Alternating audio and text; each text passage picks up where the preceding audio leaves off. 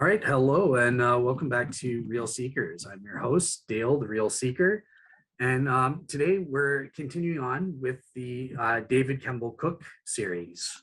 So, welcome back to the show, David KC. Hi there, hi there, hi there, Dale. Awesome, welcome back. And we're also joined this time by the other David, David Russell. Hey, David. Hey, buddy, how you doing? I'm good. I'm good. Awesome. So we're kind of continuing. Did you change shirts? Sorry? Did you change your shirt from I DOD? did. There's a reason for that. We won't say that. Let's just say the other one messed up a bit. But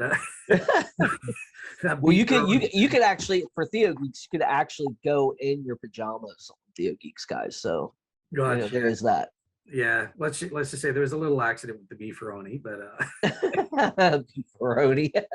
I had enchiladas, man. I didn't have any accidents. So okay.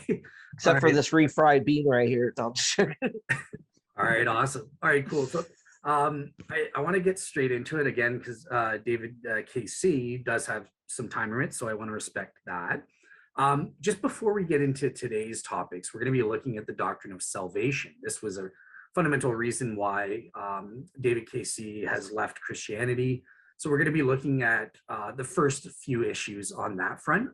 But just before we get into it, just to kind of recap what we did last time, we finished off the Problem of Evil series. And last time I was going over my Molinistic defeater, and I was actually adopting the burden of proof. So I was trying to prove that my Molinistic defeater is actually true. And I think what we came to conclusion, well, look, there are premises in the argument that I can't prove, at least not without the use of biblical data. And even with that, I wasn't sure I could prove that it was true. But by the same token, David KC did agree with me that in order for the problem of evil argument, where the skeptic has the burden of proof, he likewise can't prove that that premise is probably false. So we're kind of left with agnosticism there, which from a Christian standpoint, I think does defeat in an undercutting way the problem of evil. So I just wanted to throw it quickly over to you, David KC. That was the agreement we got last time. Once you've had time to think about it, are you still in the same place, or did you think about it and change your mind at all? Yes, I think so. I think so. The problem is always, is the premises, isn't it? Like, the devil is in the detail. The devil is in the premises, not the argument. The argument is usually valid. It's the premises, what premises you accept. And a premise that somebody will accept is a premise that another person will not accept.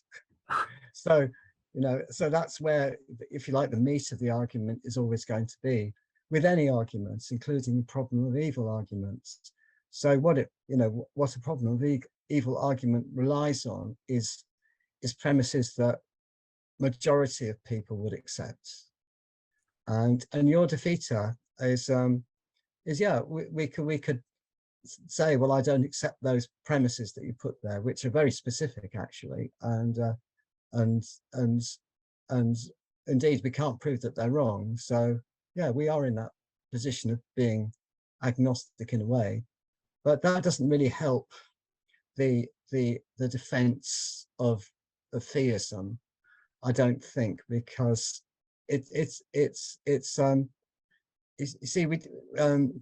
what leads people out of faith is not so much a watertight logical argument as often a whole cluster of things, emotions, feelings, just something that I just can't accept, and sometimes it's an emotional thing as well. It's just a weight of emotional reactions, like the kind of defenses that are put forward to explain God commanded genocides and cruel punishments in the Old Testament, and the slavery and the rape of the Midianite women and all that, is that, okay, you could construct some kind of argument which would defend God against that, but that doesn't get over the emotional revulsion that you feel. And in the end, for me, I think it was just that the lengths that people were trying to go to get God off the hook there didn't cut it with me. if you like, because the kind of what makes the point where people leave faith, I think, is certainly in my case, is a switching point where you just feel, no, this isn't working. This isn't working anymore. You know, this kind of God, although you can give me a logical argument which would get God off the hook, it still doesn't cut it with me. If you see what I mean. I was just talking with David just now about the Odysseys, and which is this very point. So no doubt David will have a lot to say there. But so yeah, I accept your point, but I'm just saying it's not going to cut much mustard with Christians who are on the verge of leaving Christianity. Okay, and that's kind of the cumulative case.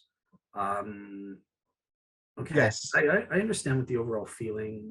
Yeah. I guess I was kind of proud. I thought like maybe I at least took away one of your objections, but I get that you're saying it's a little bit more complicated. Would you? Yes, I mean, Oh, yeah. yeah, I was using the metaphor of being on a raft in a river where one by one the planks are disappearing, you know, and if you've got the plank of the morality of God, if you like, the God commanded stuff in the Old Testament, the presence of suffering and evil. So maybe if you got me kind of half a plank back. Okay, well that's You got a half a Yes. plate. Yeah. that's more than I got with 3 years. Well, on hey, this. look, you know what? If it was me talking with him, I might have been able to be the helicopter that took him off the planks, you know? Awesome. Well, that's the good news. Yeah. I do have David Russell here as backup. So yeah, with that said, let's get into the next issue. Let's see if we can take away half a plank. That's good. That's something. Half Okay. plus a half is a whole. So yeah, David KC, I want to turn it to you. Obviously, the first thing to do is to listen to you with your issues about salvation. And let's start with the first one, this issue of predestination. What's your case there? Okay, could I share my screen? Yep. Oh, wait, let me just set it up. Oh, son of a gun. Watch, it'll probably go off again. But You're very unprepared today, sir.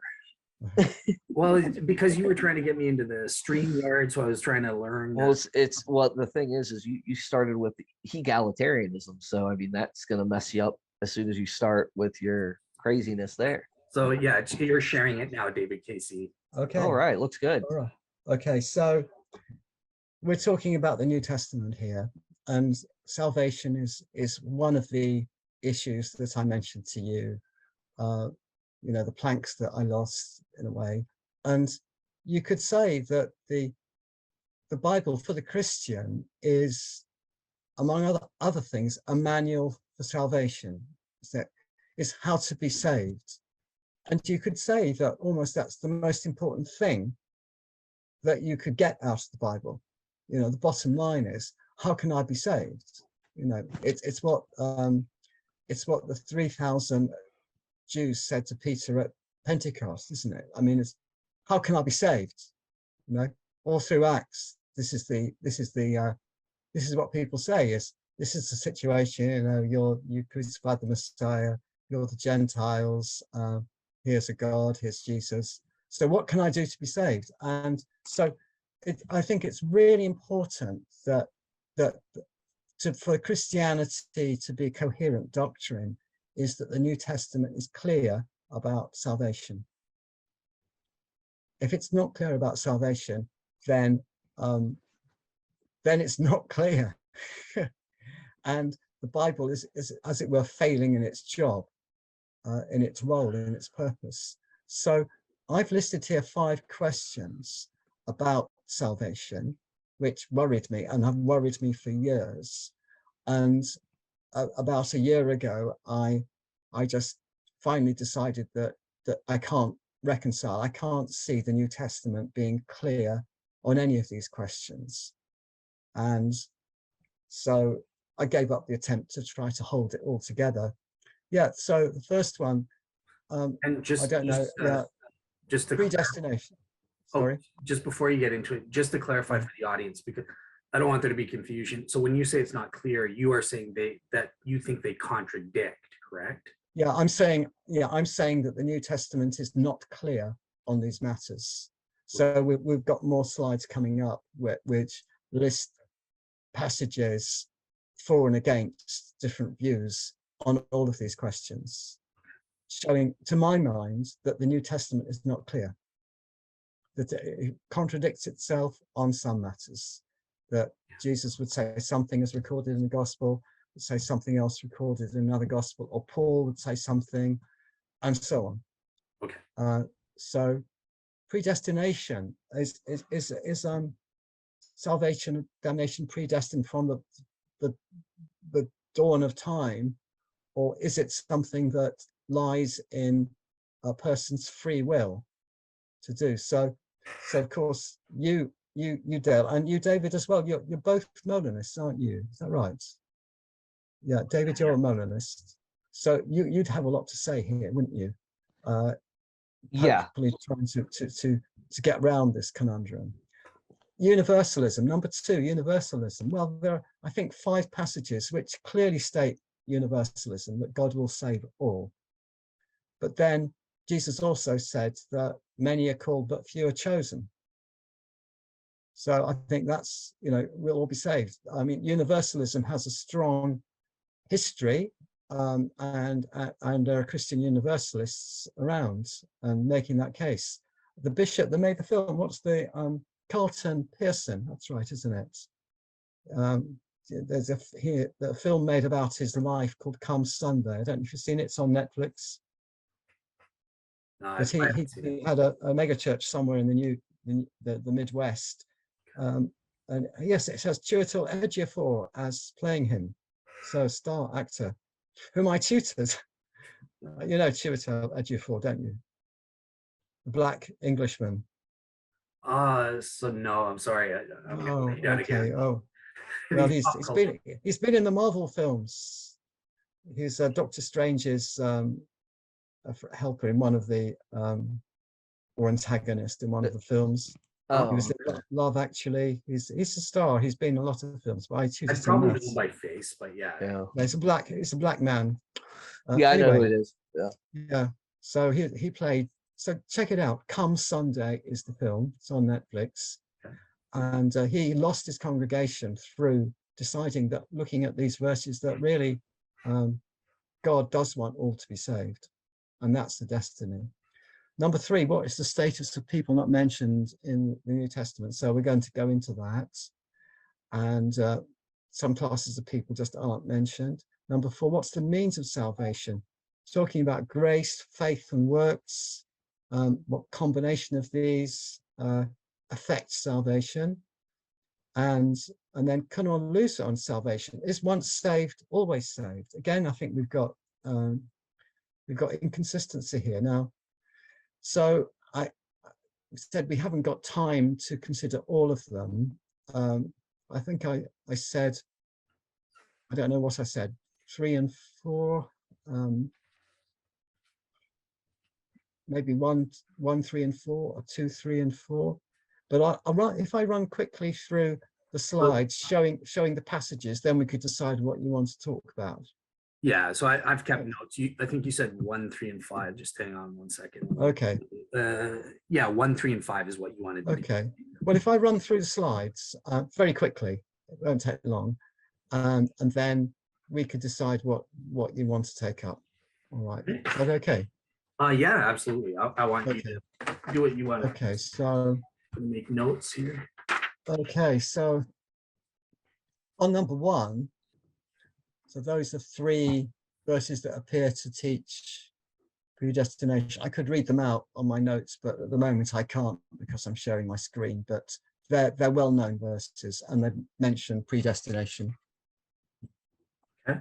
So to save time, we'll won't read them out now, but so predestination means what it says. I would understand that God has determined before people were born what their destiny would be. But yet many texts teach free will choice for salvation. Are those inconsistent? Well, a Molinist might say not, but we could talk about that. So those are, but there are many, many verses about those. Those sort of verses will talk about, begin with an if, basically. If you do this, then you'll be saved. If you do that, if you should lose your salvation, if you turn away, then there is no hope for you, and so on. That will be the Hebrews 10 verse, the 2 Peter 2 verse. Okay, so that's number one. Number two, so these are the those verses there, that's the 5 verses I've got there listed, clearly expressed, to my mind, universalism, but yet salvation is only for minorities is declared by Jesus in Matthew 7:14, which I think is the many are called, few are chosen verse. Okay, and certainly the predominant Christian view is that salvation is for a minority, but yet we have these very strong statements here, which is, you know, a puzzle. And these are what Carlton Pearson looked at, and he read them out in church and said, yeah, I agree.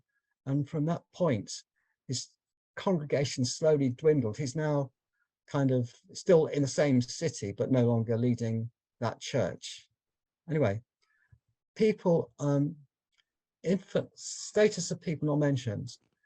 New Testament appears to be silent on infants who die at birth or shortly afterwards. What happens to them?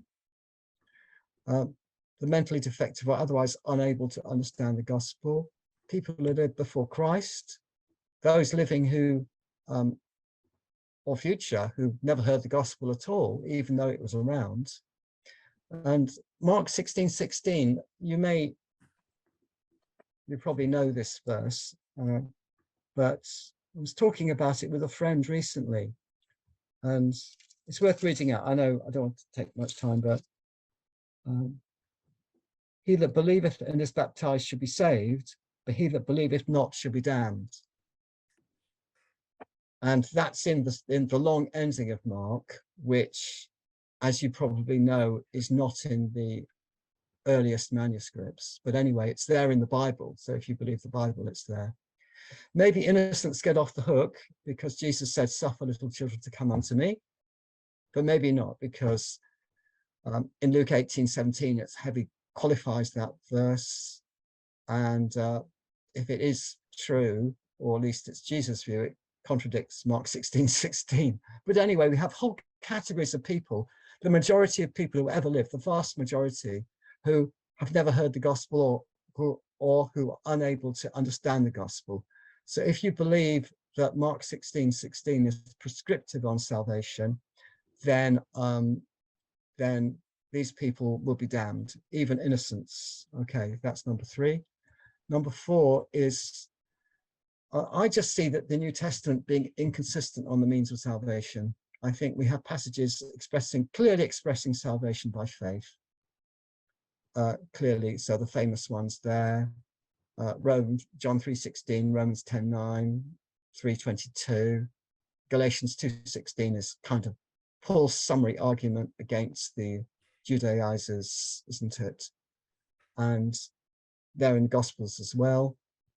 But works alone, we have passages in the Gospels and even in Paul that appear to say that salvation is by works. And for me, I mean, Matthew 6:14 is, if you forgive your somebody, God will forgive your, but if you do not forgive, God will not forgive you. That's classic salvation by works. Matthew 25 is the sheep and goats, which is not a parable. It's clearly about the judgment in the second coming. Even in Paul talks about salvation or damnation by works. James appears to say faith and works working together, but then also passages that express divine election for grace, which is, this overlaps with point number 1, doesn't it? Predestination, definitely same kind of verses here. So what's the means of salvation? Then problem cases. I presented these to a Sunday school question and answer on Zoom in our church last year. And, you know, this kind of panel of people, pastors and teachers, were trying to answer these questions. And so the person who answered the question said, I think to number 2, this is the Christian believer with a blameless life, commits some horrible sin, that he goes to hell. And then I corresponded with him afterwards, and he changed his mind and said he'd have to go to heaven because of salvation by faith, even though he has no works. I mean, sorry, even though he died without repentance. And then I talked with a friend in the church as well about these two hypothetical cases, that the evil man who repents and the good man who commits some sin and dies before he can repent of that. And my friend said, who's assistant pastor at the church, said it would take a whole day and night to sort this out. And then I said, you've made my point for me, which is that the Bible is not clear, because you can look at passages that support either destiny for these people, depending which verse you take. You know, if it's by faith, then number 2, he has no, in number 1, if it's by faith, if he truly repents, he has the faith, and so he's saved. But on the other hand, his works send him to hell, and so on. Okay, and lastly, can one lose one's salvation? So, verses claim you can, familiar verses saying you're not. Again, this is overlap with number 1 and number 4, because if you're predestinated, then you can't lose your salvation. But if you're not predestinated, then in theory you could. And I said we have passages expressing all of these. So this is the right. So where would you like to go? We can see overlaps here, can't we? And I would expect that the two of you might want to go with a Molinist. I don't know. I mean, you tell me, Dale, what would you like to have a go at? Well, yeah. So again, have I made it clear, the problems, the areas, the passages, you know, is it clear to you what? It's perfectly clear to me. Yeah. Yeah, good. Thanks. Yeah. Okay. Well, I think the thing to do, again, consistent with your wants, and it does kind of tie into what we were talking about last time with the Molinistic defeaters. So let's start with 1 about this issue. Okay, so let's go to that slide. So here the problem is it's not clear in the sense that there is a contradiction, right? You think that the New Testament is contradictory, it's inconsistent. The first thing that I want to raise before I go to David Russell, and so the first thing I want to ask you is, let's pretend for the sake of argument that it is contradictory. I've always kind of asked, you know, sometimes the Bible can have errors in it. But the question is, well, what's the significance of that in terms of falsifying Christianity? So the first thing I want to, before disputing whether there are contradictions or not, let's pretend that there are for the sake of argument. I want to probe you on, well, why is that significant? Could Christianity still possibly be true, or plausibly be true in your view, even if there are contradictions here? Why or why not? Okay, yeah, that's a very good question, isn't it? I think you can. I mean, you can hold contradictions together, and the evidence for that is that a lot of people do. You know, a lot of people do, and I managed for a long time to hold contradictions together and still believe and call myself a Christian. And people do that now, and people believe that God is a God of love and mercy, while also believing that he commanded the slaughter of innocents. You know, so to me, that's a contradiction, but to a lot of people, it's not a contradiction, or at least it's not a contradiction that they think about much. And maybe okay, you know, maybe there's a problem, but you know, that's my five seconds of thought for the week. So I'll just, you know, move on. Okay. So yeah, I think people can do this, but I just gave up the attempt personally to try to hold contradictions together.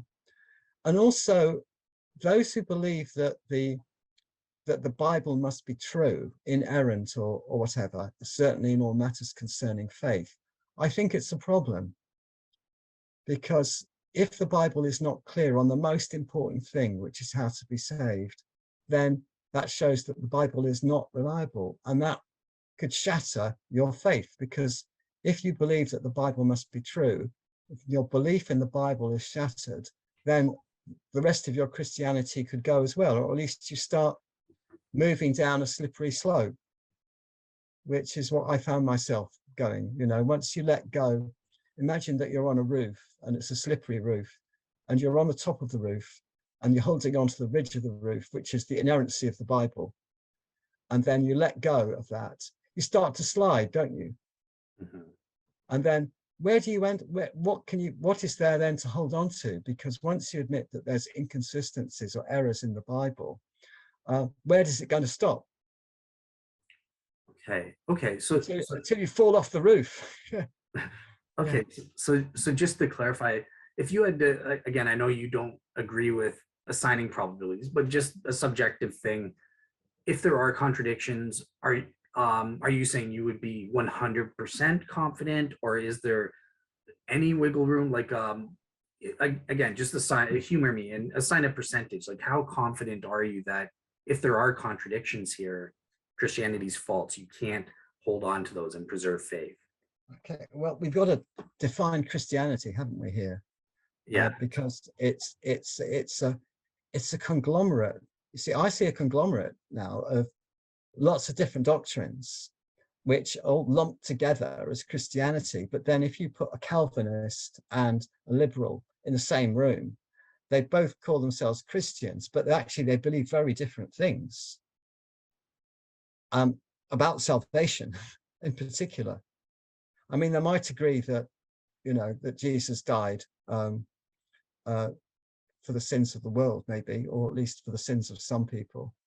But when you actually drill down, you know, there'll be so much difference between what they believe. I mean, some Christians believe that Jesus didn't really die, or just his body died, his soul and spirit didn't.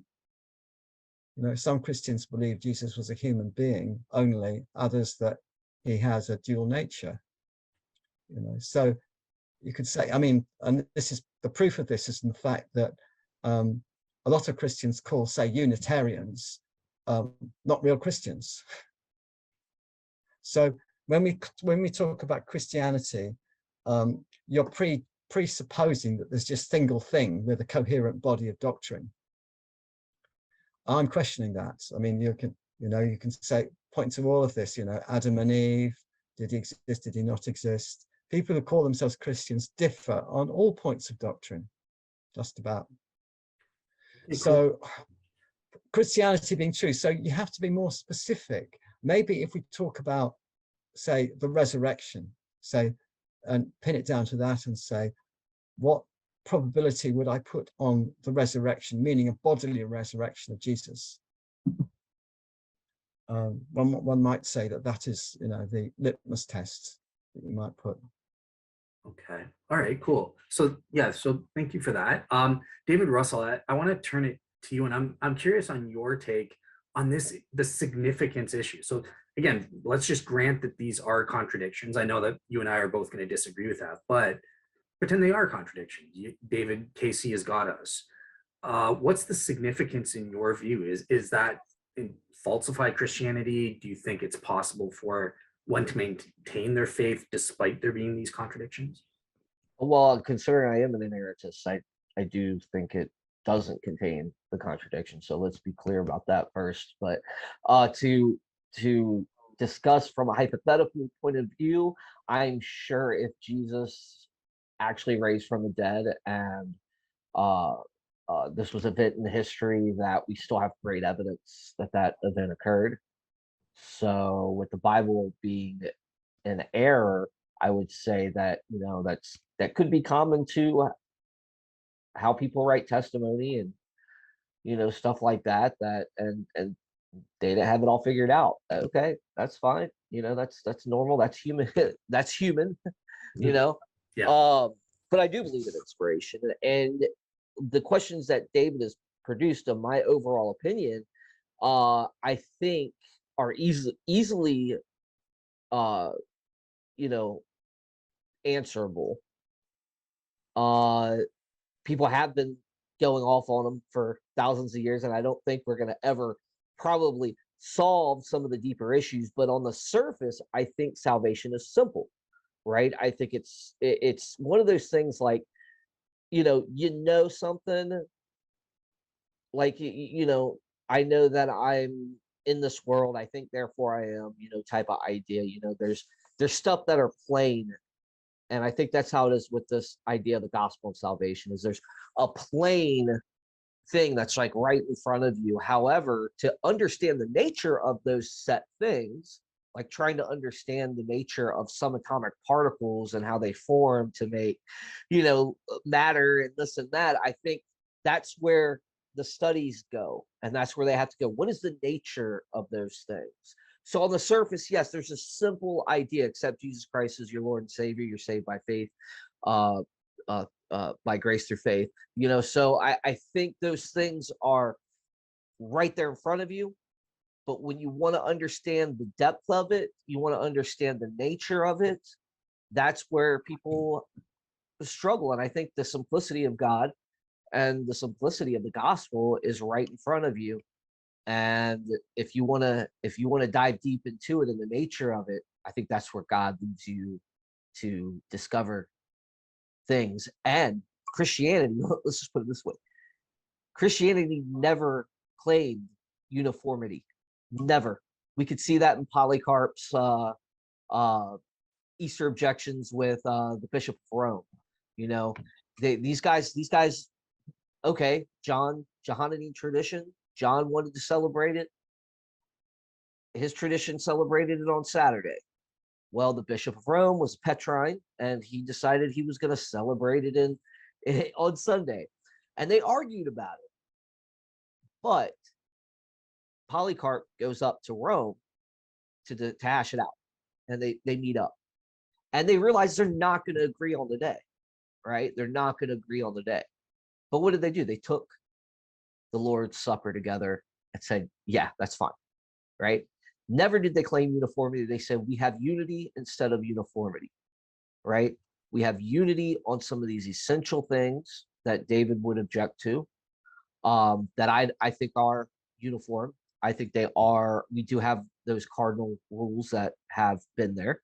They're in their creeds. They're of first importance, as Paul says. And then there's a ton of secondary issues, and I don't deny that. But what is Christianity defined as?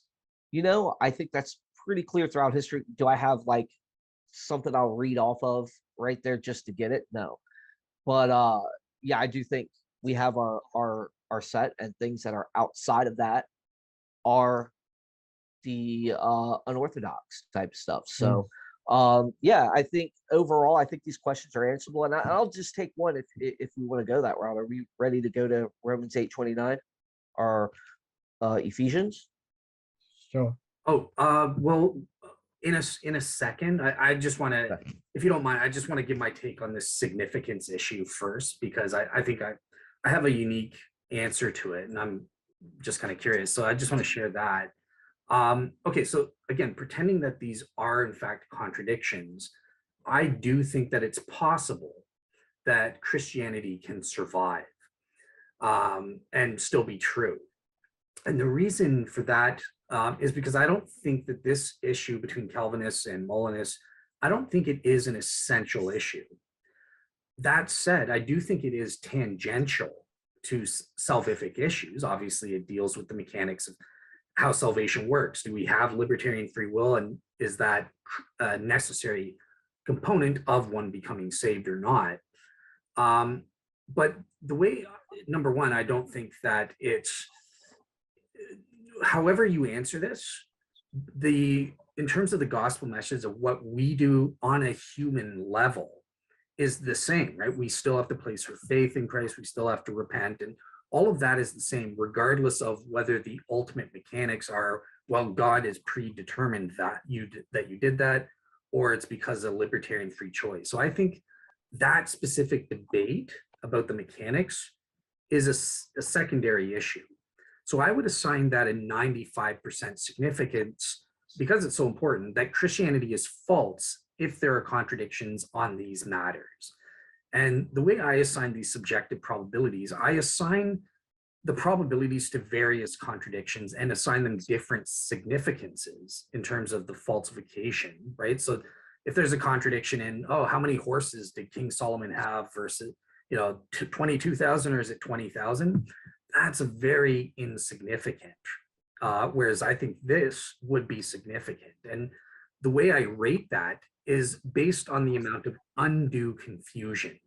So that's confusion that would lead to unjustifiably lead one to being hindered or not able to achieve their salvation. Because I agree with David Kemball that is that's the main point of the Bible, of divine revelation, for us to be in that salvific relationship. So that's how I would handle the significance issue. And it's possible I can grant everything that David Kemball said, and I would still be a Christian because the positive evidence outweighs this 95% negative issue about contradictions on Calvinism versus Molinism. And that said, I'm with David. I don't believe that these are contradictions, but I just wanted to address that. And David Kemball, I want to turn it to you and just say, what do you make of that notion whereby I think we can kind of assess the significances and still persevere? Yes, well, I'd like to reply. Thanks. I'd like to reply to both of you. But to that point, yes, and that is the way that I have lived for the last 20 years. So I'm trying to hold the contradictions together, but still believe, accepting the difficulties, but then saying, yes, I still believe that Jesus rose from the dead and that I'm saved and the Spirit is real and there's an afterlife and all that stuff. But I think for me personally, it just came to a point where I just could not do that anymore. But it's a personal thing. It's a personal thing, how much you value truth, how much you see contradictions as a problem or a difficulty. It does depend on you. See, you can get by. You can get by as a Christian once you let go of inerrancy. Once you do that, it's much easier to hold on to your faith in a way, because then you can say, all right, well, these verses that appear to conflict each other, well, probably 2 Peter wasn't written by Peter anyway. It's just included in the canon a bit later on. And we don't know who wrote Hebrews. And maybe Paul was having a bad day when he wrote Romans chapter 10. So I'll go with predestination. I can do that. Or I could go the other way around and say Ephesians probably was not written by Paul. And perhaps Paul was having a bad day when he wrote chapter 8 of Romans. Yeah, and he was on much better form when he wrote chapter 10. Salvation by faith is the way to go. So you can do that if you take a liberal approach. And then, of course, there are Christians who do that. And I was, so I would say for a long time, I was liberal. I threw away the Old Testament as the word of God 10 years ago, but hung on to the New Testament for a long while after that. So yeah, you can do that. One can manage all these kind of things, Dale, in your own mind and still say, I believe I'm a Christian. I believe Jesus rose from the dead for my sins.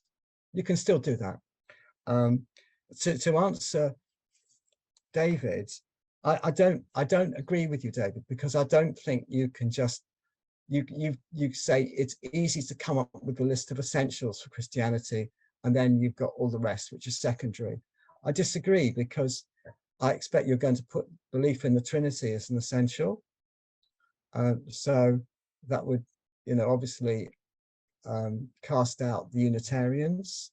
And you said salvation by faith, but then that's one of my points, because you've got salvation by works clearly expressed in some passages in the New Testament. So, and that's then a problem for you, because you believe that the Bible is without error.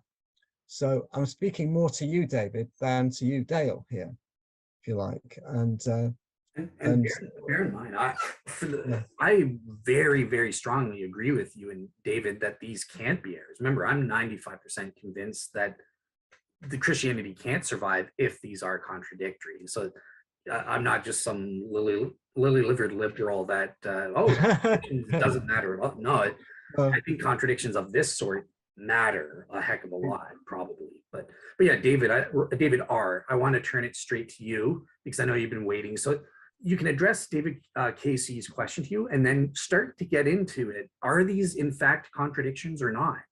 No, I don't think there are. Like the one he just brought up, salvation by works, I don't see that Okay, as a shall we go there? prerequisite. Yeah. That was just one. And the predestination, the verses he pulled up, I take them totally different. So I don't think that's at all describing predestination, fatally deterministic type of predestination. I see a beautiful harmony that comes out of the scriptures when we actually sit down and we actually look into it. So I mean, it's cool. Whatever we want to start with, I'm fine with either one, David. So if you want to go to Romans 8:29, that's fine. We can do that. Well, yes. Or Ephesians 1:4, 1:13. Yeah. But these seem to me to be crystal clear. I mean, they have the word predestination in them, which is a big clue. Yeah, absolutely. Isn't it? So for those he foreknew, he also predestined to what? What did he predestine them to? To be conformed to the image of his son. Well, what does it take to become who is the people being following after a son? What do they have to do to follow after a son? How do they obtain the salvation that Jesus Christ provides? Right. So he's talking to people that are already Christian, right? And God's plan was to predestine those Christians to become more like Jesus and reflect the image of a son. So I think that's really easily answered there. So I disagree. I disagree entirely with you, David. That's fine. And James White would say, look at verse James 30. White would definitely disagree with me, but I'm not a Calvinist. So I disagree with the Calvinists. Well, so. yeah, but he would say, go to verse 30. Oh, of course. What comes first? Is the predestination comes first in the verse. Yeah, and the calling. Yeah, and that's where we get into things like Molinism, and we have to go back to the ontological and all that stuff. And I like I said, I think Molinism answers that well. So when I look at it, I can see this from a provisionist standpoint, where the Christian is being conformed to the image of the Son. So that's how I read it. That's how I understand it.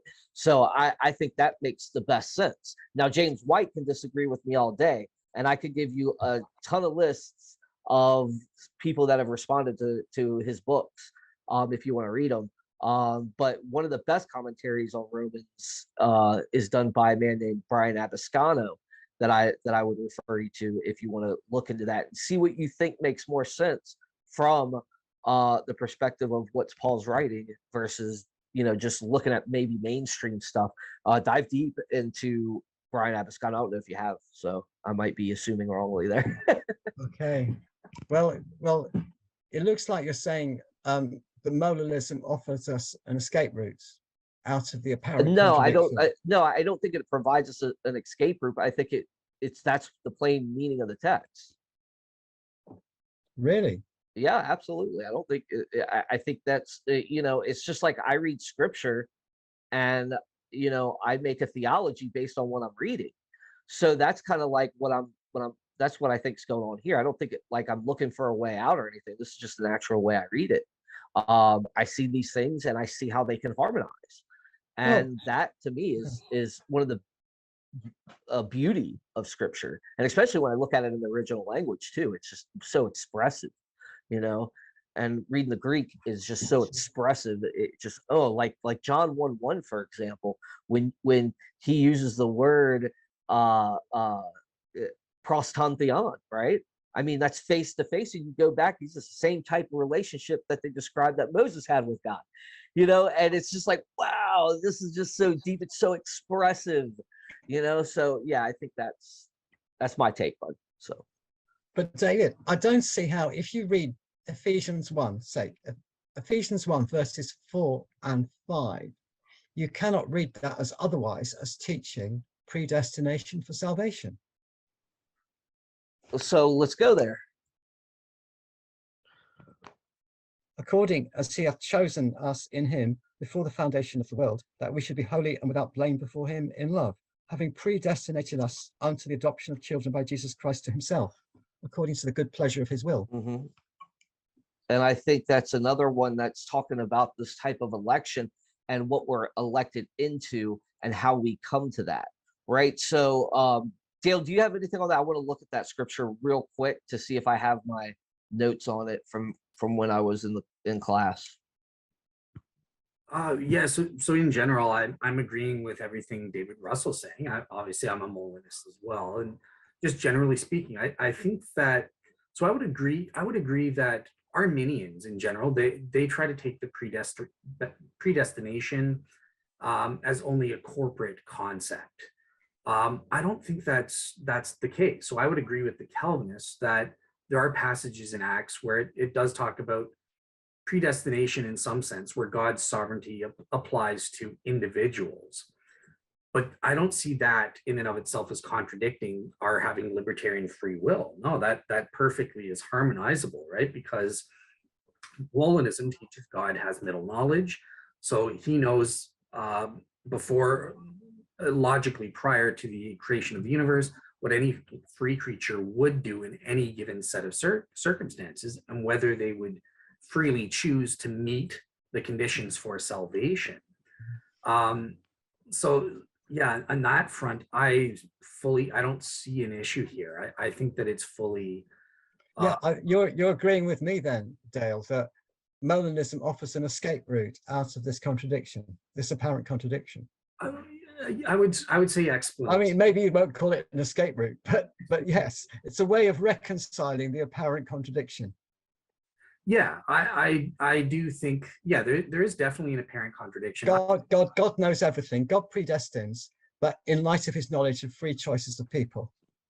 So nonetheless, in spite of his complete foreknowledge, in his choice of the world to actualize, nevertheless, somehow, all his creatures still have libertarian free will.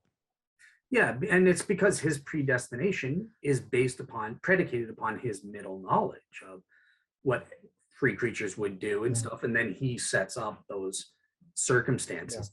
But I will say that the Romans 8, Calvinists, they always point to Romans 9. That is easily refuted. I think the Romans 8 thing is the most. Oh yes, no, I agree. I mean, I'm not going to be an Arminian here and or adopt that way of.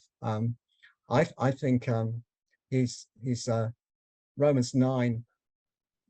Paul is still in the predestination mode of thinking, but I didn't put that on my list of verses here. Yeah, so sorry if I could just jump in here. So yeah, so when I look at Ephesians chapter 1, again, like, for he chose us in him, but how do we become in him? So he chose us in him before the foundation of the world to be holy and blameless in his sight. So he predestined us to be holy and blameless in his sight. In love, he predestined us to be adopted through Jesus Christ for himself according to his favor and will. So how do you get adopted? How do you become a Christian? So you have to have that free choice in order to become part of the elect of Christ. So and that's reflected in your story about there's few chosen, but he calls many. I mean, that whole parable is about a feast, right? So or marriage, right? So the guy sends his servant to go gather these people to come to the party, and when they reject it, he says, okay, we'll go out the highways and byways, right? So they actually were able, and even some of those that came in weren't wearing the right clothes, and he was like, get out, right? So the whole idea is that, like, okay, there's a certain thing that's going to allow you to get in, but those people had to choose to come to the banquet, right? They had to choose to come to the wedding, right? So all the people that he went out in the highways and byways, they chose to be there. So I mean, there's a process here, and I think that's what Calvinists skip a lot of times, is this process that I think is intrinsic to what Paul's writing here. And like you're talking about Romans chapter 9, I see.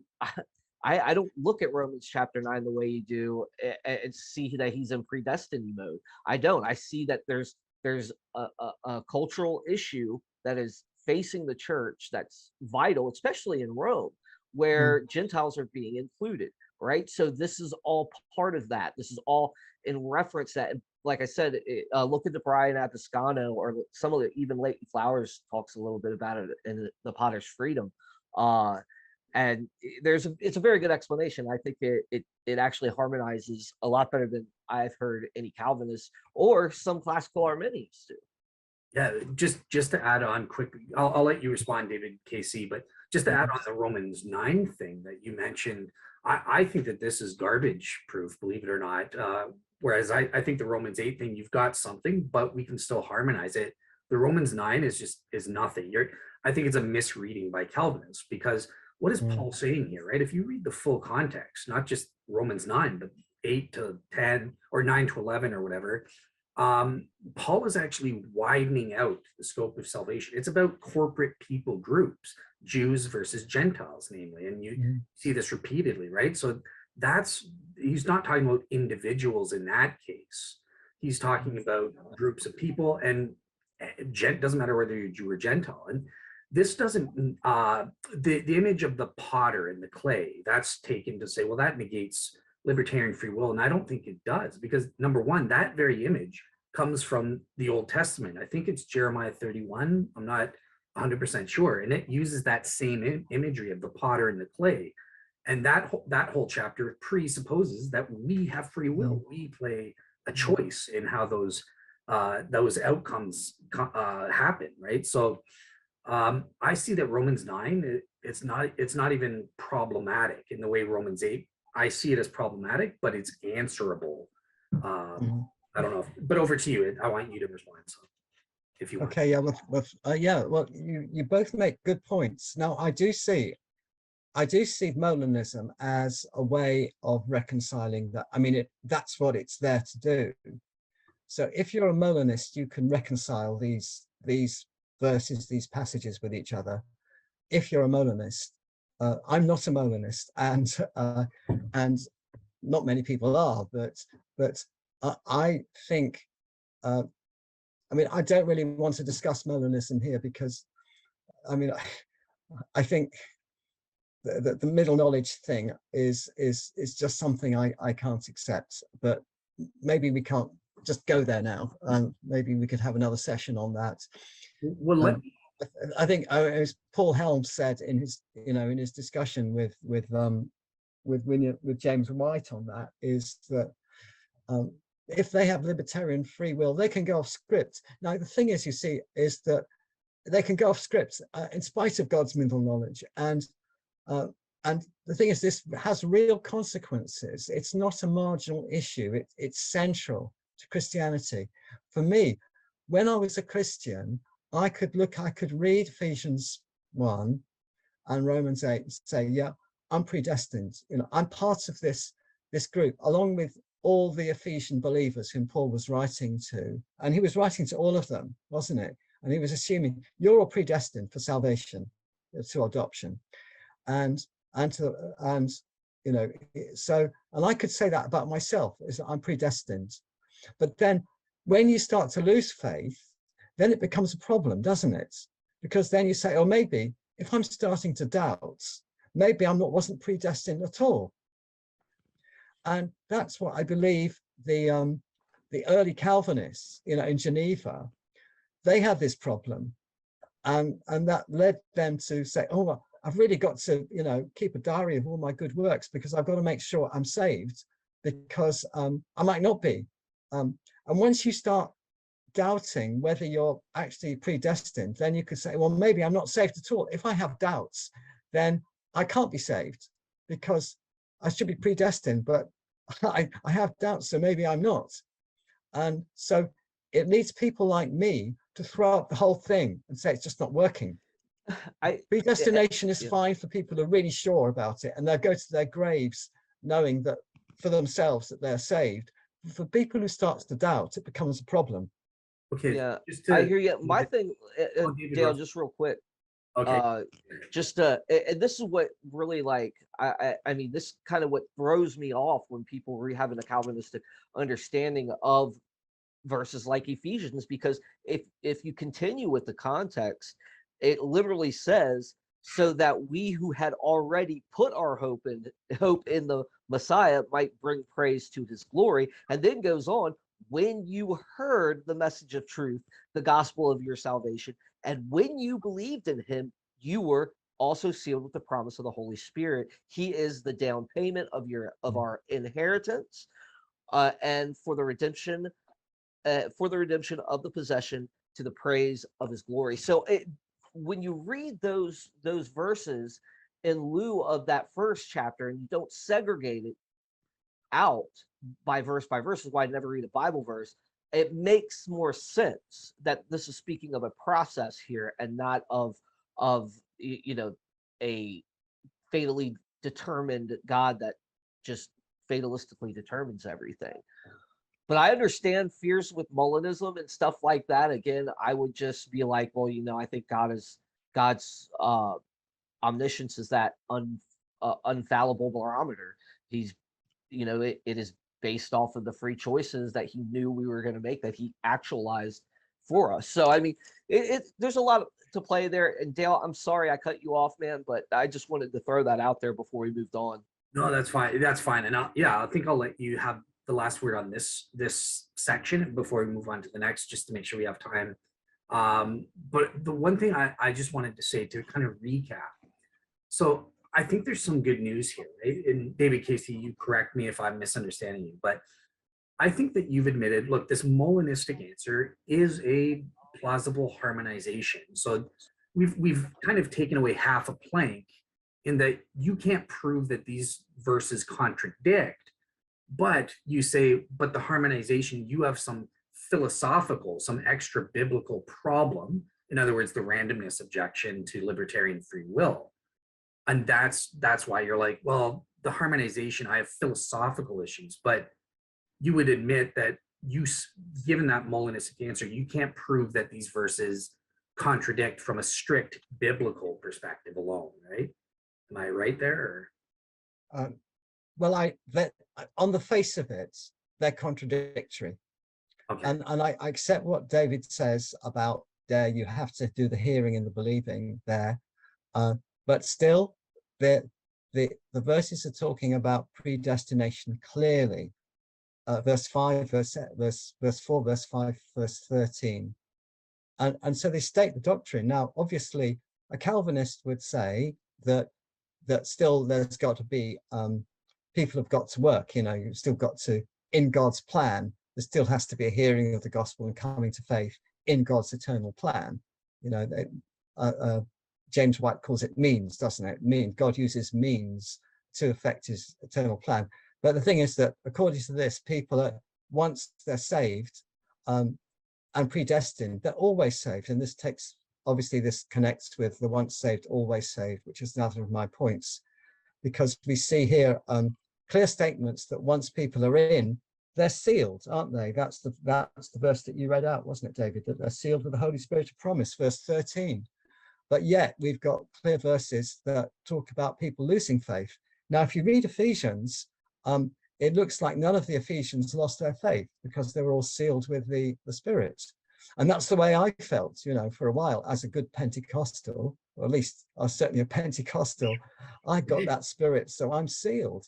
So it comes doubly or triply worrying once you start to doubt. Do you see what I'm saying? Because perhaps I didn't have the Holy Spirit at all. Perhaps the whole thing is just because I'm now like a dog returning to its vomit or something, as Second Peter talks about, or is it Hebrews? One of those two, anyway. Let me ask this. So, go ahead. Where these verses clearly talk about people losing their salvation, which is impossible if they're predestinated, isn't it? Okay. But so we're on to the other. We're on to once saved, always saved, which is we're not there yet, but yeah. So sticking. Which is so just number 5. Yeah. So before we get there, let's go back to number 1, and I just want to let me ask this way, a very simple question. So I get that you have philosophical problems with Molinism based on that randomness objection. I have answers. It has, remember the difference between logical and metaphysical possibility and feasibility, but forget that for now because you don't want to get into that. But I'm just saying, strictly biblically speaking, if Molinism is true, hypothetically, you would say these verses don't contradict. Is that That's right? Yeah, I accept that. Yes.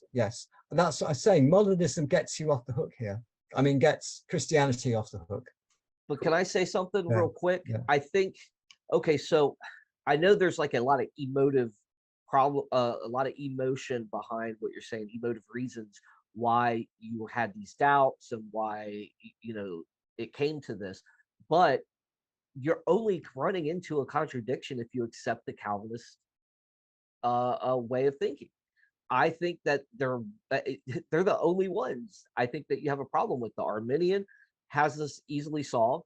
The Provisionist has this easily solved, and so does the Molinists when they adopt a soteriology, which would either be lean probably. Well, I mean, you could be a Calvinist and a Molinist, I guess, but you just have to reverse the decrees, right? So, but yeah, I mean, that's the only place where this contradiction is prevalent.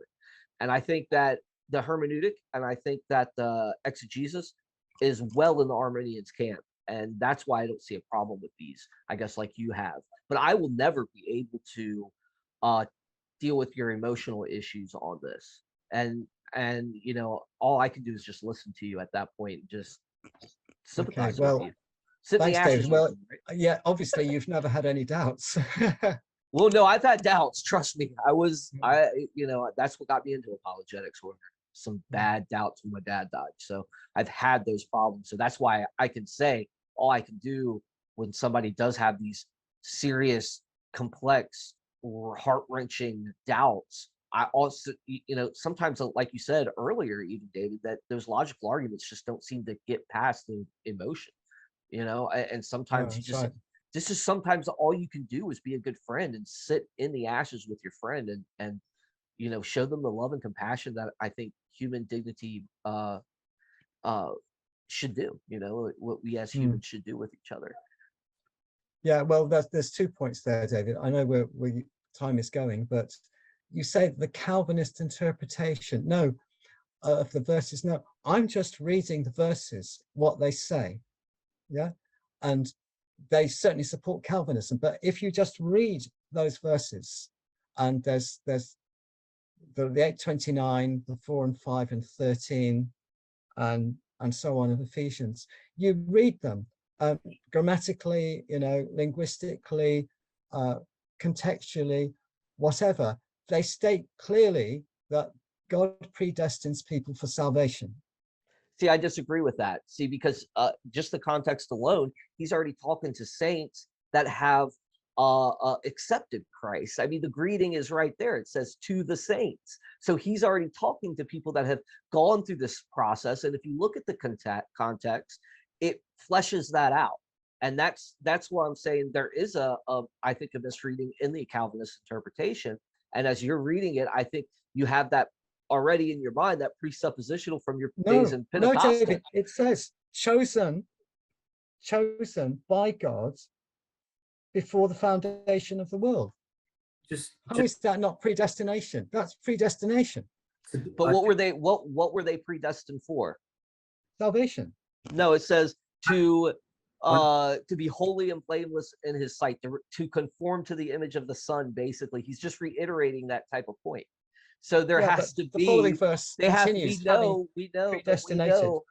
but we know what they have to do to be in that elect, to be in that predestined group. That group is predestined to conform to the image of Christ. So I don't think it's 100% soteriological in that way, but it has stuff to do with it, because he's already addressing those that have accepted the gospel because they heard the message of truth and they responded. So they were able to respond. They're already in that category, and now he's predestining them to become conformed in the image of Son. And if you look at the New Testament overall, you can see that the church is that fruition, and that's the bride of Christ. So just before. Anyways, go ahead, Dale. I'm sorry. I start rambling off. Start preaching. And the point is, this is for David KC, because I care about him, so I want him to discuss this stuff. So that I just want to turn it to you, David KC. Obviously, you're strict on time, so I guess we can go maybe for another half an hour. Is Yeah. that okay? Oh gosh, yeah, I don't know. I mean, I was almost going to say we could stop in a few minutes and we could do, and then if we could have another session, we could talk about my 3 and 4, which are substantial topics in their own right. Yeah. So And okay. I mean, universalism also, but we've got into some really meaty topics here, So and we've had over an hour on it, so that's and we've raised some important issues. I don't know what do you think? What do you both think? I feel in a way that it's almost we're not going to go do soon other too, things so I mean, justice if we move on. yeah. This is surely I mean, this is such a weighty, important topic, and it gets to the nub of how I felt and how I'm feeling, and I think many other people as well, because people deconstruct their faith on issues like this. Yeah, once they yeah, see that absolutely. there's, I mean, I get that the way the Molinism thing, but you know, what percentage of the Christian population is experiencing doubts has even heard of Molinism? And then I can see, David, I get your point, but I don't accept it. And I don't think most people would. I think it's predestinated. It's soteriological. It's about salvation. And then the conforming is with that as well. So I see what you're trying to say, but I don't think I or any other people, many other people would go that way. Why would you say that when, like, the vast majority is not Calvinist? The vast majority is well into free will and believe in free will and stuff like that. So I wouldn't say, Yeah, I mean, there's a lot of yeah. Calvinists, don't get me wrong, but there's a lot of non-Calvinists too. So I mean, I don't know. I know. But And I think the a lot of them majority see it that way. Yeah. I think that they do see it from an Arminian. Okay. Oh, sorry, Dale. But I just wanted to say, I think you guys are right to deal just one issue at a time. There's no way I'm going to be able to fit 3 in today. So I was going to let you guys go for 5 to 10 minutes back and forth and just finish off the discussion. And I will shut up and get out of it, and we'll end in about 10 minutes. Okay. Okay, that's good. Thanks. And you can, Dale, you can come in with Molinism at the end. All right. I'll stay out of it for the rest. Nah, Dale, you're not escaping, sir. You're not using Molinism to escape right now. No, just joking. Now you get in here. I've been preaching enough, man. I feel like I'm being unfair to David in doing that and throwing my perspective out there. I'm kind of domineering the conversation, and I don't want that. I want David to get his issues out and really tackle it. And I want you to get in there too, Dale, to provide some stuff as well. Okay. No. Yeah. Well, I'm happy for you guys to go. I really just wanted to give that time limit so that I wouldn't be rude. Yeah. But you guys. No, that's good. Thank you, Dale. I agree. That would be good to do this justice, and then the other topics we need more time for them to do them justice. But here, yeah. So I just repeat what I'm saying. But there is that I think many Christians. I mean, the majority maybe don't think all that much, you know, about what they are. I know a minority would say, I'm a Calvinist. And then another minority would say, I'm an Arminian. I believe that the Bible's got to be interpreted through the prism of libertarian free will. But I say most Christians are kind of in the middle. They just don't think about it that much. You know, they just muddle along. They live their lives. They go to church. They believe. Yeah, I agree. They say the creeds. And unless you've got a really, you know, thumping Bible believing church, you know, which hammers things home in Sunday school and gets people to do homework and stuff on the creeds and what they believe, then most people don't think that much about it, and so they're able to hold these things and just not think about it and say, so what, you know. Right.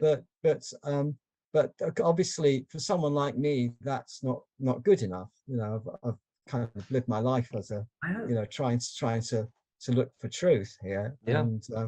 And so it becomes a problem when you do see apparent contradictions here and in the other issues I mentioned. And it's a problem, as I said, it's a personal problem, because if you believe as a Christian, I was predestinated, that's okay, I've got the Holy Spirit, etc. But then when you start to have doubts, you wonder, well, maybe I wasn't predestinated after all. And so I'm worried, maybe I've got to do extra good works to make sure I'm saved, but then works don't, save you anyway. So what bother? Why bother? I'll just give up. I just give up the battle. Once you have doubts, it starts to become a real problem, this issue. And so, and I don't, I see, as I say, I see Ephesians 1, it's really about predestination for salvation. I think the conforming to the image in there in Romans 8 is part of what happens to save people. According to Paul, the Spirit comes in and conforms you to the image. And that happens to all people. So it's not a minority of saved people that get conformed. It's everyone. He sees the Holy Spirit's working in everyone's lives. So, but we have, unless we have the Molinist ladder out of this, I don't see how it can be reconciled, because I can see, I don't see how Molinism is going to help me either, because if God knows in his middle knowledge what I'm going to do, is that to be not to be saved or to be saved? It doesn't help me. So I'm left hanging there, if you see what I mean. Well, let me say this then, because a lot of the stuff with the Molinism, I want to address the like most people are not intellectual aspect, and Molinism, you have to be an academic or something like that. Believe it or not, like I believed in Molinism before I even knew what Molinism was, though. Like I had this vague sense of a layman that, yeah, it makes sense, right? Like God can know in advance what we're going to do, and on that basis he sets things up and stuff like that. No, I didn't have the terminology or anything like that. And in fact, I'm going to post up a debate between Dr. Michael Brown versus James White. It's the best series of debates on this issue. And Michael Brown admits, like at one point he was advancing the position based solely on biblical data. James White turns to him and says, "You're a Molinist." And Michael Brown is like, "No, I told you, I don't even know what that word means. I've never heard of this stuff. I'm just telling you what I've taken from the Bible." So I think on some level it is accessible, even if someone doesn't know the words to use, middle knowledge and all this fancy stuff. One can glean the basics from the Bible and use that as a okay. Okay then, Dale. So can I come in there? Yep. So supposing I become a Molinist tomorrow, how does that help me? Well, I think because it takes away this objection that you have, and you can have confidence that what's in the inspired word, even if it appears at face value as a contradiction, you can take heart that if you reflect on the biblical data and try to take everything in context, there are solutions that so I guess it would be a takeaway. Don't be so hasty in just assuming it's a contradiction based on at face value things, because okay. So yeah. I've got you giving me back, if I become a Molinist, I get a plank back from my rafts. Yeah. Awesome. And so yeah, basically there's just philosophy. If I'm going to help you, it's just trying to convince you that Molinism is plausible or something like that, or and I don't even have to prove it's true. I would just prove that it's an easy. But I still don't know if I'm predestined to be saved or not. You see what I mean? Yeah. Because I've got libertarian free will, and God knows what I'm going to do. I don't know what I'm going to do. Maybe God knows, but that doesn't help me. Yeah, I think we just have to live life and make the right decisions. Ultimately, yeah. The comforting thing is, and I don't know if I should share this or not, but getting a bit private, Molinism was deeply impactful for me for precisely this reason. There's even a time in my life, well, before I was a believer, where I considered ending things, and it was Molinism, my discovery of Molinism, that kind of saved me from that. Because we do have a measure of control. It is ultimately our will that decides, am I going to make this decision? Am I going to place faith in Jesus?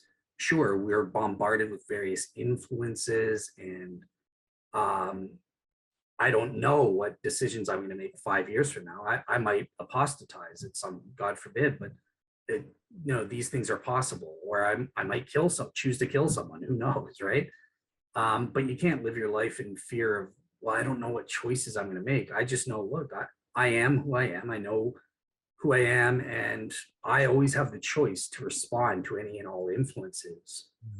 So that's comforting to me, is at the end of the day, whatever happens 5 years from now, it's going to be me doing it. I'm not being determined by God from the outside to, oh no, I don't want to shoot you, but God made me. What can I do? So that's the comfort I guess I would take. Yes, yes, I see that. Cool. Yes. All right. Well, that's so it's 2:40. So yeah, I guess I will wrap up. Do either of you feel there's any closing words that you want to say? Just take a couple minutes before we wrap up, or David, No, you I'm first? good. I think I think it was a good conversation. I enjoy talking about these things. Like I said, I think there's more soteriologies out there. Like I advance more of a provisionist type of traditionalist Baptist, Southern Baptist confession.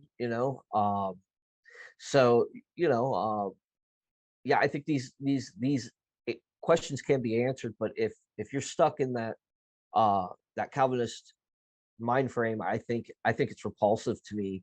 The tulip, I just think that, and I don't even think Calvin was really responsible for it. I think it was his son-in-law.